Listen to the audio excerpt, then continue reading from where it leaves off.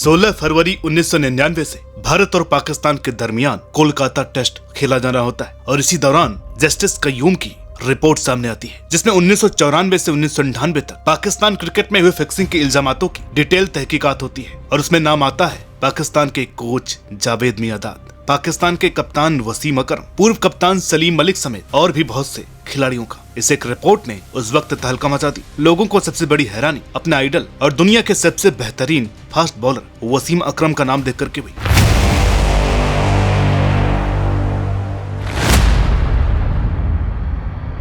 तब से लेकर के आज तक लगभग 25 साल हो चुके हैं और पाकिस्तान की आवाम में वसीम अकरम के लिए वही नफरत है जो उस वक्त थी। दुनिया की वनडे क्रिकेट की कोई भी प्लेइंग 11 बने उसमें वसीम अकरम का नाम हमेशा होता है। लेकिन अपने ही मुल्क में एक क्रिकेट लविंग नेशन पाकिस्तान ने वसीम अकरम को 1996 क्वार्टर फाइनल, 1999 वर्ल्ड कप, 1993 में जावेद मियांदाद के खिलाफ हुए रिवॉल्ट की वजह से हमेशा एक फिक्सर, एक एहसान फरामोश और पैसे के लिए कुछ भी कर गुजरने वाली शख्सियत के तौर पर देखा जाता है। तो आखिर ऐसा क्यों है कि जिस चीज का कोई सबूत नहीं मिला और केवल एक रिपोर्ट ही हाथ लग पाई, उसके बेसिस पर वसीम अकरम से इतनी नफरत की जाती है पाकिस्तान में, जबकि भारत में या ऑल ओवर वर्ल्ड में he is the most respected bowler. खैर, इन वजहों की बात होगी आज की इस वीडियो में और वो सारे भरम, सारे कंफ्यूजन, वो तमाम बेबुनियाद अफवाहें दूर करेंगे जो इस महान खिलाड़ी को लेकर के फैले हुए हैं। कि पार्टी करते हैं, we have girls, we have drugs, we have this, we have that. A quick delivery hit him on his elbow. Always hit him, and that really must have hurt him. You guys weren't even born then. Ke what happened? That's embarrassing when Pakistani have a go at me. 1984 में जब Gaddafi stadium में पाकिस्तान की team practice करने के लिए आई होती है तो जावेद मियांदाद की नजर एक नेट बॉलर पर पड़ती है और वो तुरंत ही उसको न्यूजीलैंड दौरे के लिए पिक कर लेते हैं। उस खिलाड़ी का नाम था वसीम अकरम। अगर आप वसीम अकरम की बायोग्राफी वीडियो देखना चाहते हैं तो आप इसे नारा टीवी पर देख सकते हैं। खैर, 1992 का वर्ल्ड कप जीतने के बाद इमरान खान इंटरनेशनल क्रिकेट से रिटायरमेंट ले लेते हैं क्योंकि पाकिस्तान क्रिकेट बोर्ड उनको आगे लेकर नहीं चलना चाहता था। लेकिन उस वर्ल्ड कप ने पाकिस्तान क्रिकेट को बहुत से हीरोज दिए जिनमें वसीम अकरम, आकिब जावेद, आमिर सोहेल, इंजमाम, मुश्ताक अहमद जैसे बड़े बड़े नाम थे। इनमें से किसी यंग खिलाड़ी को आगे नया इमरान खान बनना था, लेकिन टीम में एक सीनियर खिलाड़ी भी थे, उनका नाम था जावेद मियांदाद जो 1975 से खेलते आ रहे थे। ऐसे में उनका कप्तान बनना लाजमी था और होता वही। 1992 के वर्ल्ड कप के बाद जावेद कप्तान बनते हैं, लेकिन जावेद मियांदाद के अलावा रमीज राजा और सलीम मलिक ऐसे खिलाड़ी थे जो बाकी टीम से सीनियर थे। इसका मतलब ये था कि 8 से लेकर के 9 खिलाड़ी एक ही ग्रुप के थे, एक साथ खेले हुए थे और आजाद और खुले मन के थे। इसलिए जावेद की कप्तानी में खेलना उनको गवारा नहीं हुआ और उन्होंने वसीम अकरम की लीडरशिप में 1993 में जावेद की कप्तानी के खिलाफ रिवोल्ट किया और यहीं से शुरू होती है पाकिस्तान क्रिकेट की बर्बादी। और इसी वजह से सबसे स्किलफुल और सबसे टैलेंटेड टीम होने के बावजूद पाकिस्तान कोई आईसीसी इवेंट नहीं जीत पाती, क्योंकि इसके अगले ही साल 1994 में वसीम अकरम के खिलाफ भी उन्हीं की टीम के खिलाड़ियों ने रिवोल्ट किया, जिसके बाद सलीम मलिक को पाकिस्तान क्रिकेट टीम का नया कप्तान बनाया गया। और कहीं न कहीं इन 2 सालों में जो खिलाड़ी लोगों की नजर में आ रहा था वो थे वसीम अकरम, क्योंकि पहले उनकी लीडरशिप में रिवोल्ट होता है और बाद में उन्हीं की लीडरशिप में उन खिलाड़ियों ने खेलने से मना कर दिया।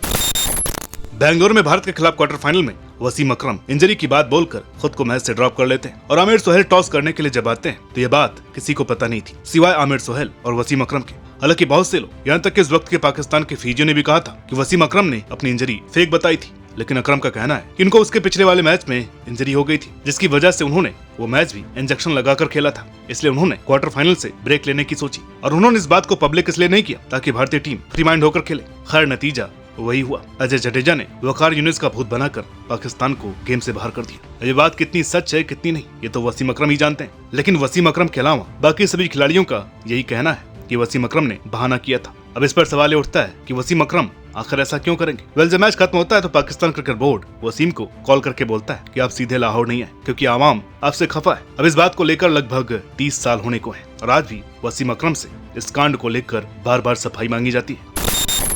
वसीम अकरम पर सबसे बड़ा आरोप मैच फिक्सिंग से जुड़ा है। 90s का दौर पाकिस्तान क्रिकेट के लिए जितना सुनहरा था उतना ही विवादों से भरा भी। 1994 में जब ऑस्ट्रेलियाई players Shane Warne, Mark Waugh और टिम मे ने यह दावा किया कि पाकिस्तान के कप्तान सलीम मलिक ने उन्हें मैच हारने के लिए पैसे ऑफर किए थे तो मामला गर्म हो गया। हालांकि अकरम का नाम इस मामले में सीधे तौर पर नहीं आया, लेकिन 1999 में जस्टिस कयूम कमेटी ने जब फिक्सिंग की जांच की तो उनका नाम भी शक के घेरे में था। कमेटी ने साफ कहा कि अकरम के खिलाफ पक्के सबूत नहीं है, लेकिन वो पूरी तरह से क्लीन भी नहीं है। रिपोर्ट में लिखा गया वो निर्दोष तो नहीं है, लेकिन उनके खिलाफ पर्याप्त सबूत भी नहीं है, यानी कि मामला हमेशा ग्रे एरिया में ही रहा और ये बात आज भी उनके करियर पर एक दाग की तरह बनी हुई है। साल 1999 के वर्ल्ड कप की शुरुआत भले ही पाकिस्तान ने जीत के साथ की हो, लेकिन टीम के मेंबर्स एक दूसरे पर ही डाउट करते रहे। एक थे सलीम मलिक, जिन्होंने वसीम और वकार पर आरोप लगाया था कि इन दोनों ने उनको कप्तानी से हटा दिया था।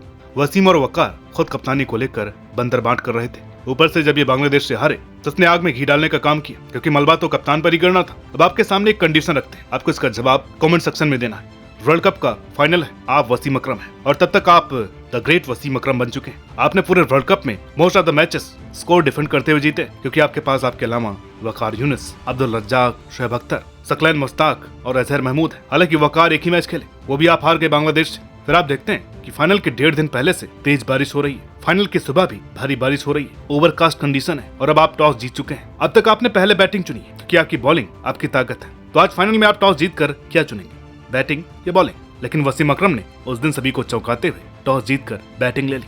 उसके बाद जो आरोप प्रत्यारोप का दौर शुरू हुआ, उसको हाल ही में वसीम अकरम के रूमी रहे एजाज अहमद ने ये कहकर के और हवा दे दी कि मैंने वसीम को बोला था कि ओवरकास्ट कंडीशन है, टॉस जीते तो पहले बॉलिंग ले लेना। उसके बाद आगे एजाज बताते हैं कि वसीम को मैंने कहा था कि तू कप्तान है, जो भी फैसला करना चाहे, लेकिन एक बार टीम मीटिंग में सबकी राय ले ले। लेकिन जैसे ही टॉस जीत कर उसने बैटिंग का फैसला लिया तो हम सब हैरान थे। मेरे बगल में इमरान खान खड़े थे। मैंने कहा आप दुआ करें, मैं पैड पहन करके आता हूँ। खान साहब ने थोड़ी देर में बोला कि एजाज तुम लोग ये मैच हार चुके हो। इसी बात को लेकर एजाज कहते हैं कि वसीम ने टीम मीटिंग की ही नहीं, क्योंकि लंच के बाद टीम सीधे ग्राउंड में ही मिली जहां हम टॉस हार चुके थे। जबकि वसीम बार बार कह चुके हैं कि टॉस जीतने के बाद का फैसला केवल एक अकेले कप्तान का नहीं होता, पूरी की पूरी टीम का होता है। बस पाकिस्तान का हारना था कि पूरे मुल्क में फिक्सिंग जैसे अल्फाज आग की तरह फैलने लगे।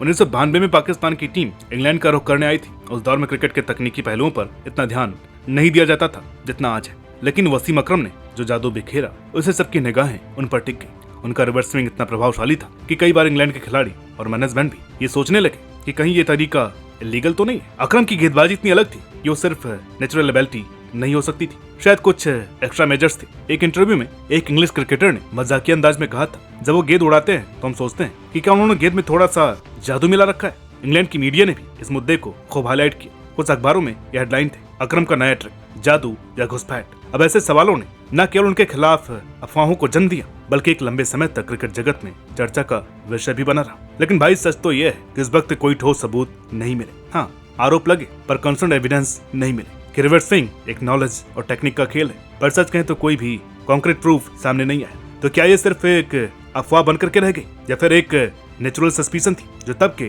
कॉम्पिटिटिव माहौल में उठी थी?